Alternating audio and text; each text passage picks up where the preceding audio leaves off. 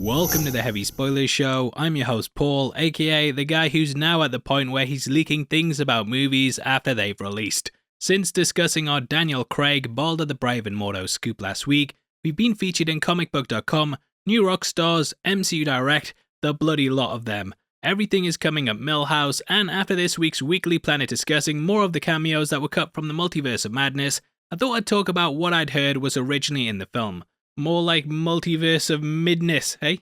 No, I actually like the movie, so cut that. Now, I think a lot of this stuff was removed for the pandemic, or just to keep the movie more streamlined. Either way, as reported over the weekend, Daniel Craig was originally supposed to be in the film, and he was then later replaced in reshoots with John Krasinski. Deadline's Justin Kroll stated that he was originally meant to be Reed Richards, and that Craig ended up pulling out because of COVID risks, which meant that he would potentially bring the virus back to his family after just a couple of days shooting. Kroll has a really good reputation, and I don't think the guy would lie or make stuff up, but I do think things kinda got lost in the shuffle a bit. I actually heard last year that Craig was gonna be playing Balder the Brave, aka Thor's half-brother in the comics. Slash Film reported that Craig was actually in the running to play Thor all the way back in 2008, but they stated that he turned down the role. This article is from way back when, and it goes over why he stepped back from the project.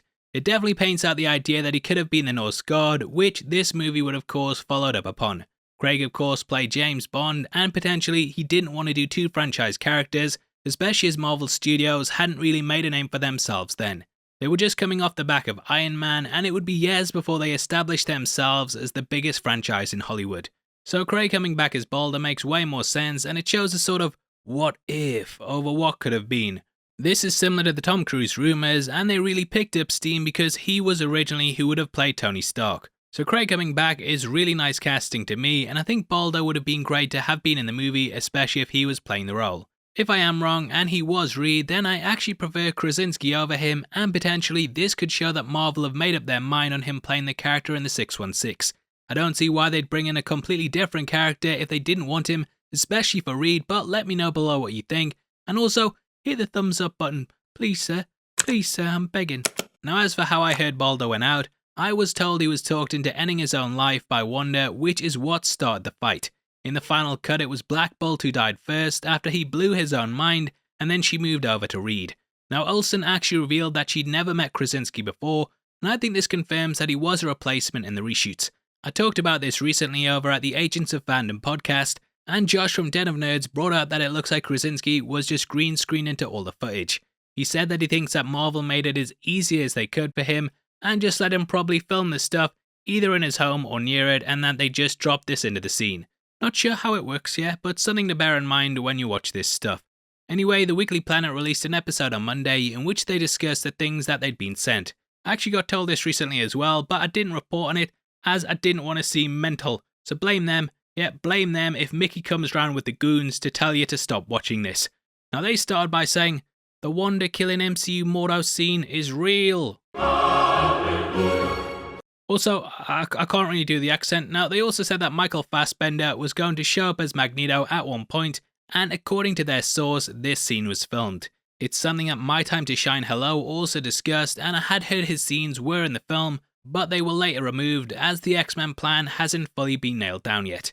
I would have loved to have seen him pop up, but perhaps with Patrick Stewart appearing as well, it just kinda muddied things a bit, and had people questioning why X isn't using the anti-aging cream that M is. Now there's also the fact in the comics that Magneto is Wanda's father.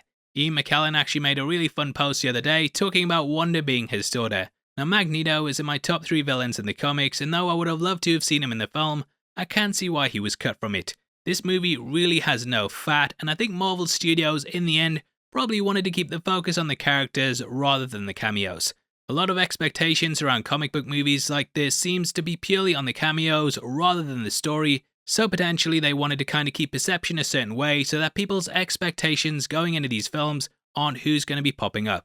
On top of this, James and Meso also discussed a Ghost Rider cameo that was supposed to be in the film. They stated that he was part of the Illuminati, but I heard slightly different info. Not calling them liars, mate. Yeah, I'm not calling them liars. Calm down. Calm the f*** down. Anyway, I heard there was going to be a fight between him and Wanda, but that this would take place in another location away from the Illuminati headquarters. At one point in the movie, we do see America and Strange pass through several worlds, one of which is a hellscape with skeletons climbing up walls and bones littering the floor. This is like it's been ripped out of a Mortal Kombat fighting arena, and I think this kind of area would have been the perfect place to have them face off against each other, but I don't know mate, if that would have happened. Just calm down. Now, I'm not sure who would have played him, but potentially this could have been Nick Cage, or they might have linked it back to Agents of S.H.I.E.L.D.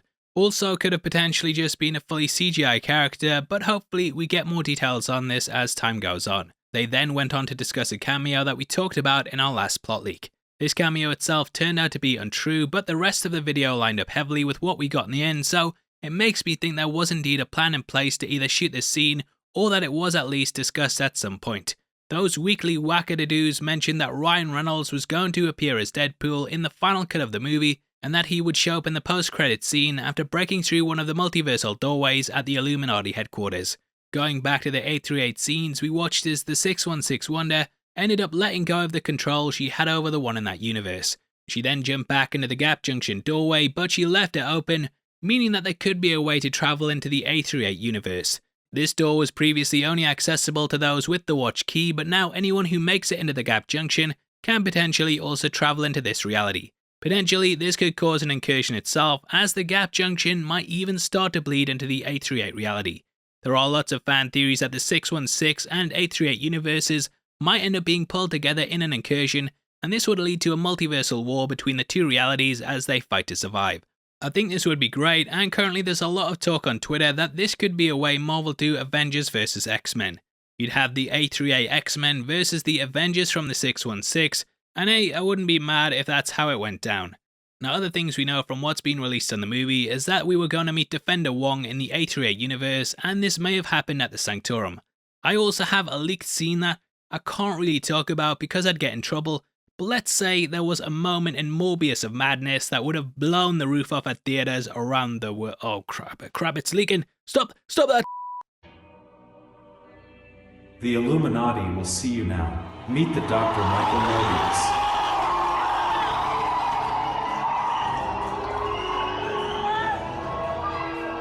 Anyway, there was of course the final chair at the Illuminati headquarters that never got filled. Though this was said to belong to Supreme Strange, Mordo ends up taking his seat, and Michael Waldron actually addressed this mystery with The Hollywood Reporter. He said that they want to leave it open for the future, and actually did a joke that someone on set just put an extra chair in there by accident. You're fired for doing that. Now, I do think this originally had a member in it, and then Marvel just decided to kind of tease more things for this universe down the line. Potentially this was Balder, or maybe even Namor, who was meant to be in the lineup, but Feige decided that he should be kept back so that his debut could be in Black Panther 2. Personally, I think it belonged to Kevin Spoilers, and it's not like I've talked enough shit in this video for that not to be the case. Anyway, glad someone else came up before me and said all this stuff, because I've been sitting on this for a while like, should I talk about this? Am I gonna look mental? Always nice when someone jumps on the grenade for you first, and definitely go check out the other channels and websites I mentioned in this video, as you might have even ended up Tom Cruising for a bruising, but in the meantime, let me know below which cameo you would have wanted to see the most. We are running a competition right now and giving away 3 copies of The Batman on the 15th of June, and all you have to do to be win the chance of winning is like the video, make sure you subscribe with notifications on, and drop a comment below with your thoughts on the video. We pick the comments at random at the end of the month, and the winners of the last one are on screen right now, so if that's you, then message me on Twitter at HeavySpoilers. If you want something else to watch, then make sure you check out our deleted scenes video for the film, which will be linked on screen right now. Talk about a lot of things we didn't address in this one, as I didn't just want to be repeating myself, so go check it out right after this. With that out of the way, thanks for sitting through the video. I've been Paul, let's see you in the next one. Take care, peace.